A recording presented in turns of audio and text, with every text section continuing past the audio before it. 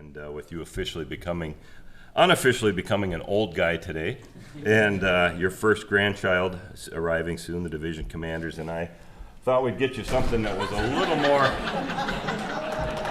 little more useful.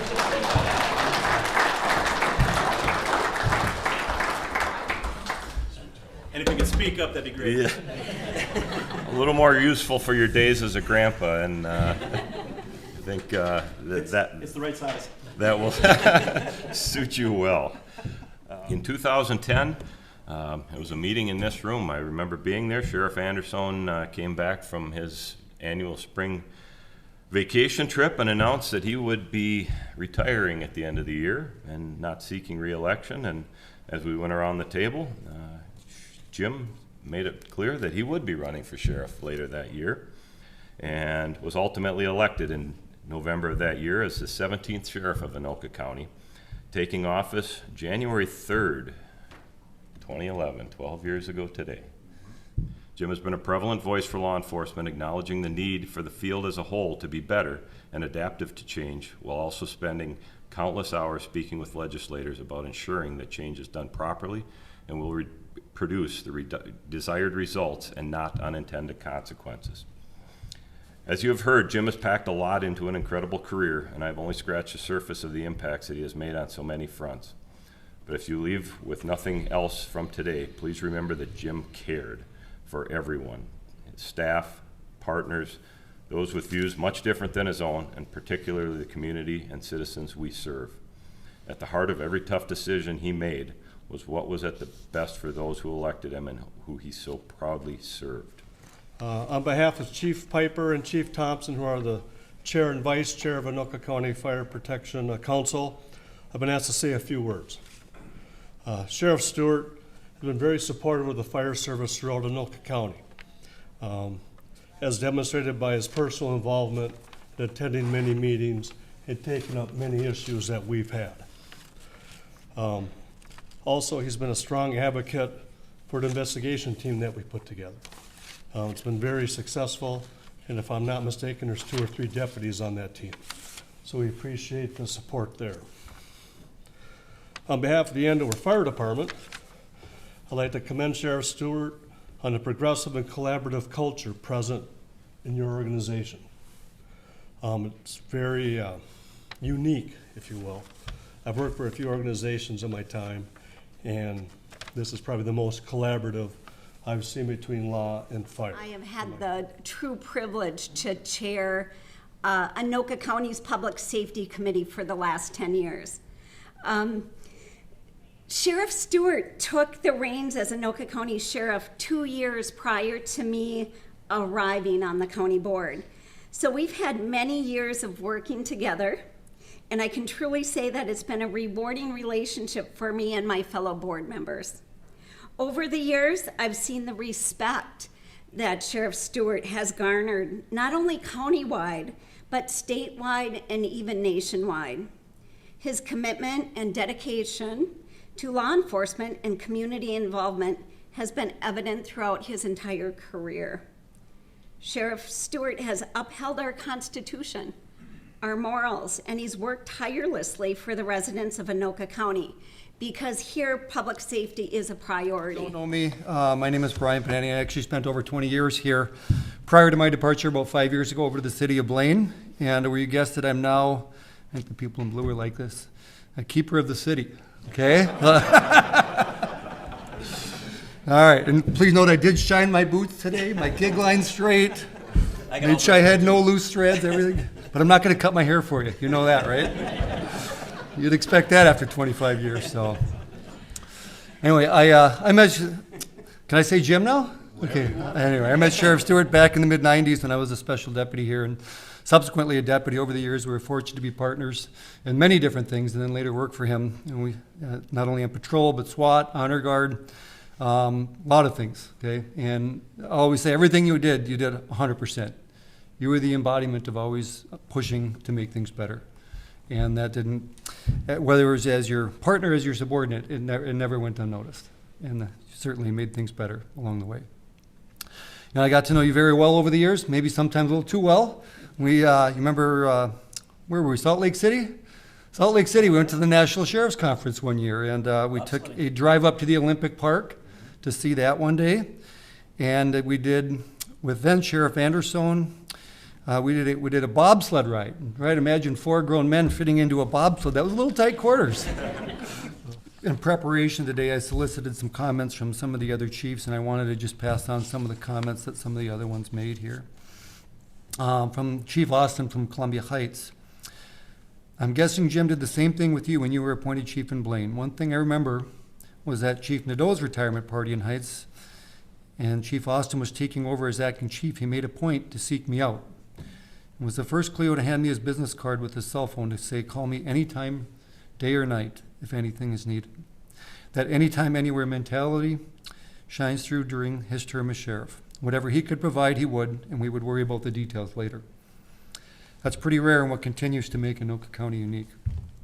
Regardless of what any of us need, we'll provide the help and deal with the details later. That's huge in a crisis.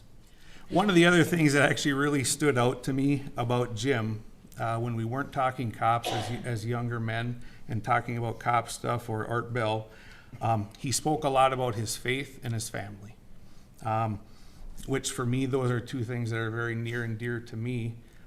But it was an oddity. I hadn't ever worked with somebody that was willing to talk about their faith or willing to talk that much about their family. As you guys know, most cops are a little bit closed off when it comes to that kind of stuff. The other thing that really stood out to me was his commitment to and love for this country, for our profession, and the community as a whole, and the sheriff's office. I hadn't run into somebody that had that same level of love and commitment to those things. So it was made some very good impressions on me as a younger police officer.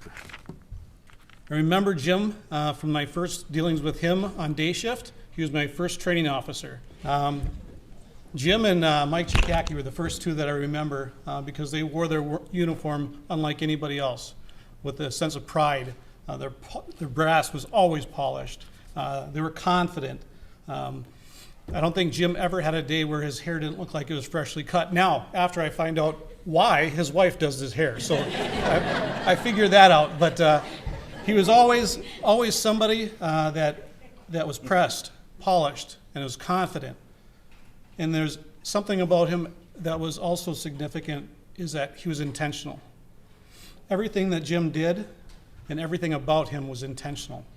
Over 26 years later, last Friday, Jim walked into our specialty garage to give his last 10-7. As I saw him standing there 26 years later, he was still as intentional, as sharp as he was when I first saw him. You see, the foundation of excellence is doing the little things correctly, and Jim understood that. Our relationship has grown throughout the years, and our families have become close. You've been a mentor of mine from the beginning. Your work ethic, and most importantly, your faith, has been a great example to me and my family through our challenges. I'm proud to call Jim my friend. But when I got with Jim, this was the guy I was going to emulate. The uniform, Chief Podany talked about. Jim talked about going casual today, but I had to go pressed and polished for you one more time because that's where I got these standards from, was from you. I didn't know how to iron a shirt 25 years ago. The professionalism, treating people fair but firm, and the tactics that, you taught me how to be a good cop. And I have fun doing it, I should say. I think of a couple of our red runs.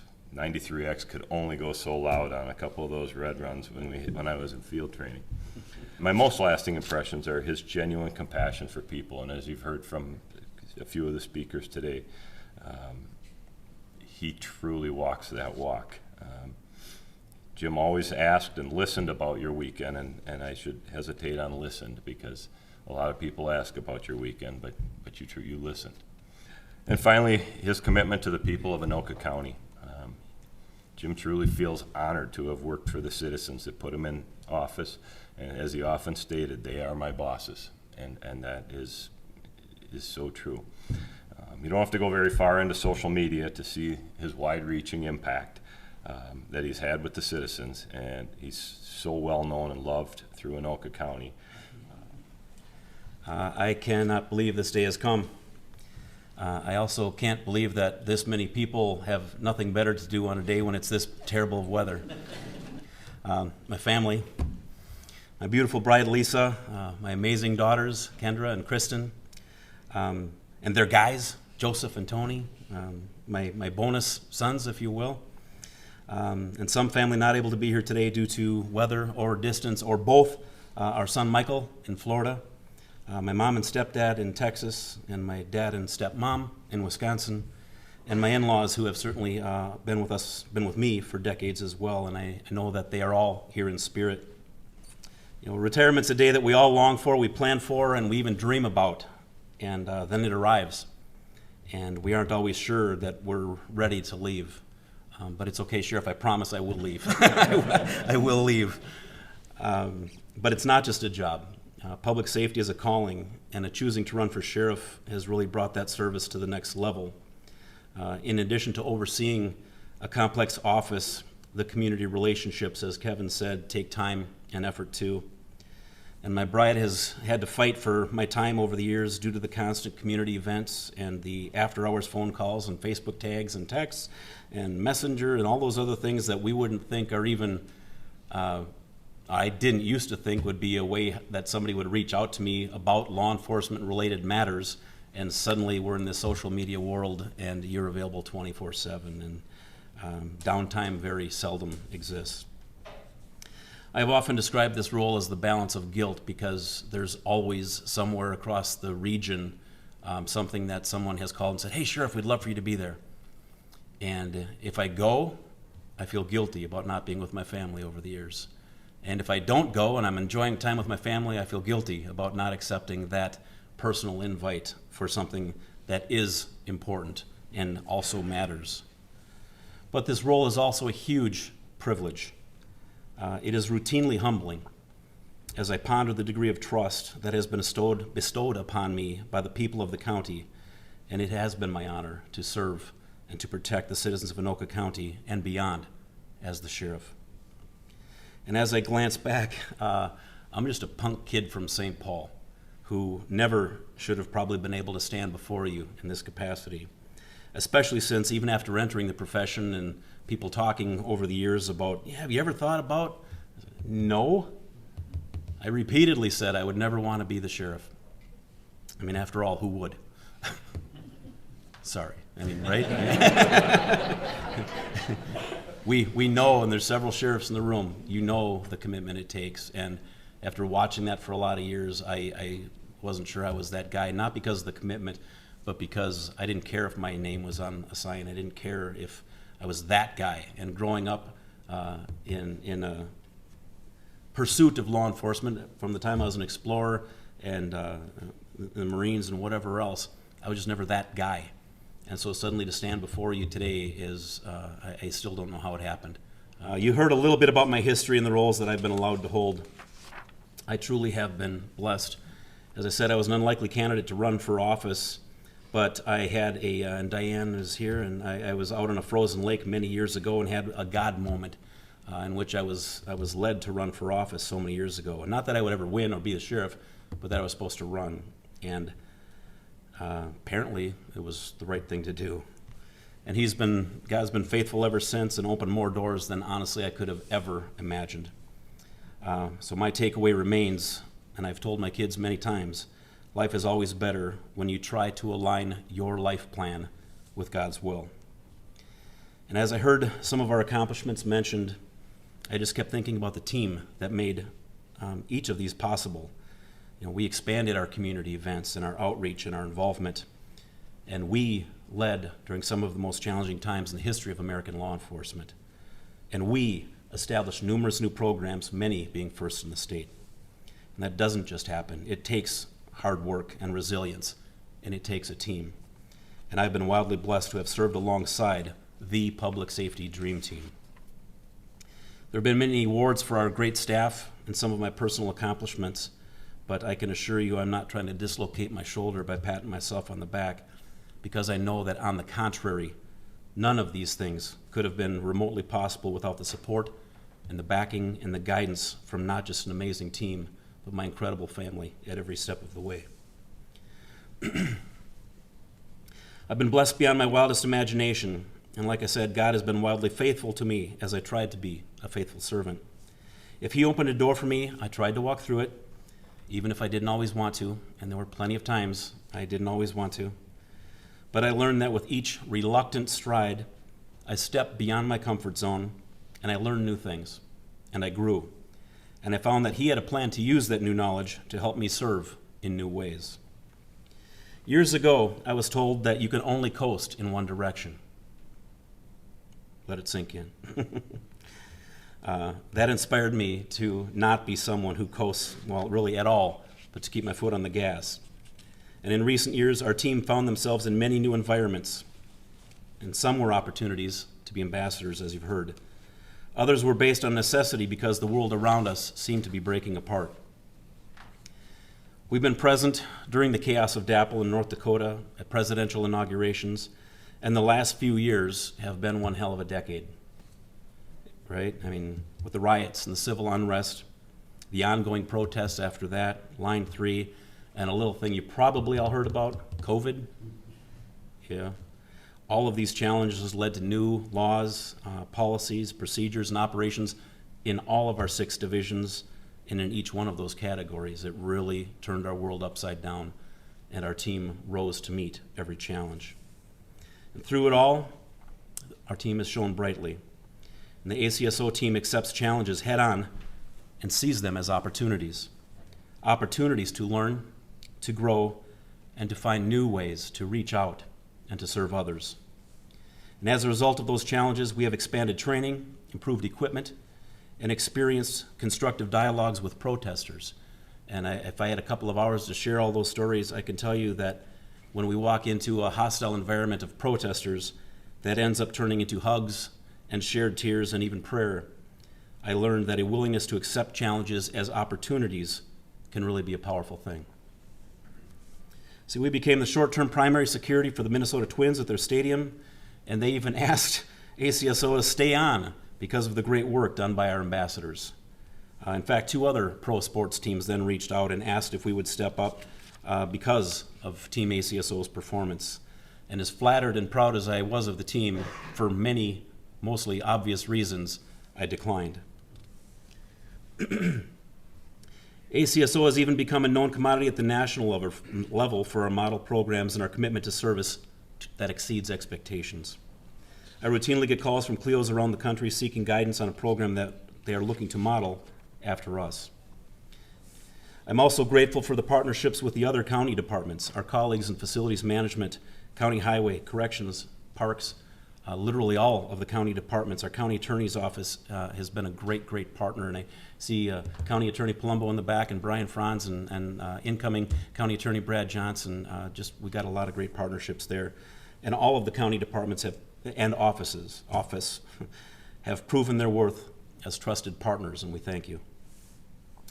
And my colleagues and partners, my friends with the Minnesota Sheriffs and the National Sheriffs, several that I was surprised were planning to be here today but called out due to the weather, have also consistently been a resource and a source of encouragement, and I thank you.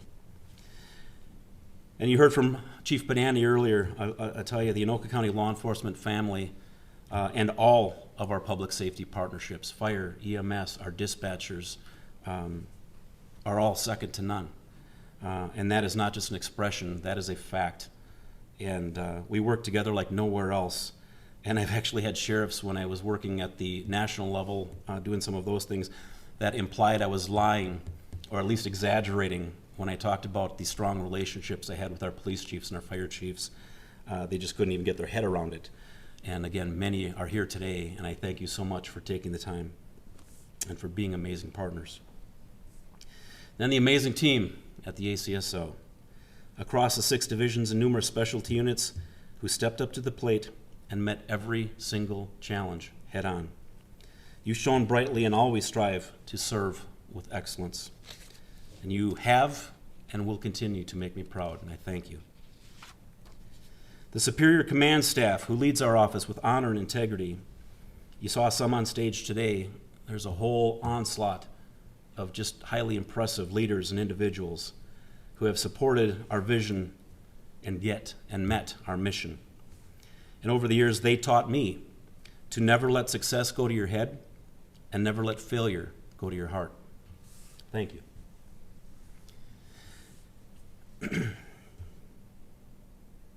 Honestly, I wasn't supposed to go here.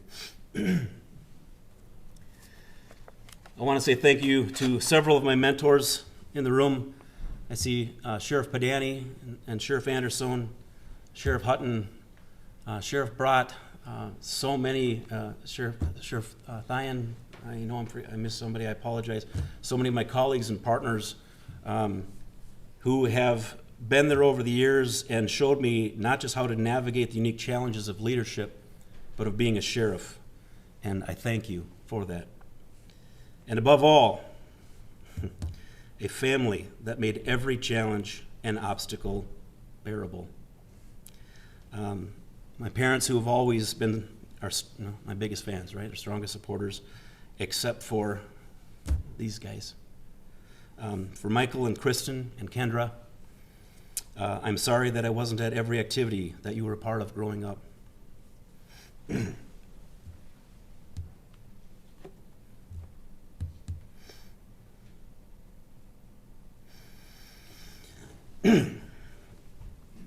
And I'm sorry that sometimes you received the brunt of a frustrating day that I encountered. I was too young and too dumb to know how to reset myself. And I wish that I could go back and get a do-over. I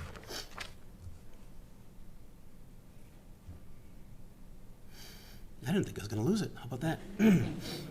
Because you deserve that.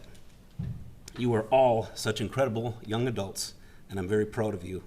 And I'm grateful to God for placing you in my life. And my amazing bride, Lisa. Anyone who knows me knows that she earned her sainthood long ago. I've said that before, and it is so true. She is my rock and my source of calm and logic and love. And she has been there since we were teens and has helped me to grow into a quasi-responsible adult. I try, and she tries harder to keep me in line.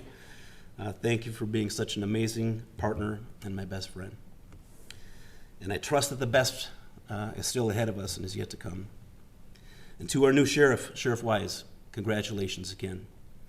If I can ever be of any assistance to you 24/7, you know where to find me, and I want and I trust that you will continue to write success stories, and however I might be able to provide support in that capacity, I want to be there for you.